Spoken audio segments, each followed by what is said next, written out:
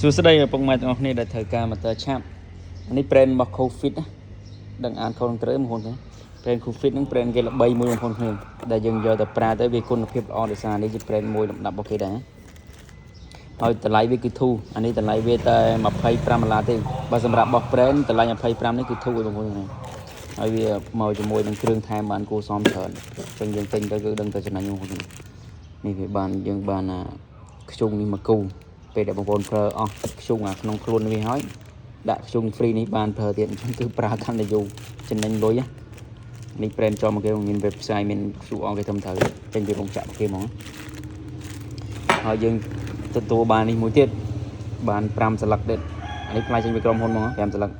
គឺទិញទៅអត់ខាតលុយទេបងប្អូនគឺចំណេញហ្មង$25ខាងខ្ញុំអ្នកលក់នេះ free ដឹកឲ្យទៀតអញ្ចឹងវាកាន់តែអែមហ្មងបងប្អូននេះភាសា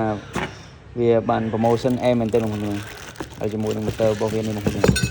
គឺវាធ្វើមកបែបគុណភាពបងប្អូនរបស់វាគឺអែមបងប្អូនមានក្រុមហ៊ុនគេត្រឹមត្រូវបងប្អូននេះបងប្អូននេះរូបរាងបែបគឺបងប្អូនយកទៅប្រើគឺមិនខកចិត្តគឺអែមមែនតើវាធ្វើមកលក្ខណៈគុណភាពរបស់វាអញ្ចឹងបងប្អូនចឹងបងប្អូនត្រូវការគឺមានគ្រឿងថែមច្រើនមែនតើមានផ្លែ5សន្លឹកប្រែ5សន្លឹកបើយើងទិញក្រៅគឺវាអស់10000 20000ណាផ្លែនេះអស់ថា10000អញ្ចឹងទិញក្រៅពេលចឹងគេលក់មួយសន្លឹក2000អញ្ចឹងវាអស់10000បាត់ហើយហើយនៅខ្ជុងខាងណាក៏វា10000នេះដែរ5រៀលបាត់ទៀតអញ្ចឹងវាចំណេញមែនទេអញ្ចឹងក្រុមហ៊ុនគេផ្ដល់ឲ្យច្រើនអញ្ចឹងបងប្អូនអាចទិញ brand នេះគឺចំណេញគេមែនទេអញ្ចឹងវីដេអូនេះមានតែប៉ុណ្្នឹងបងប្អូននេះ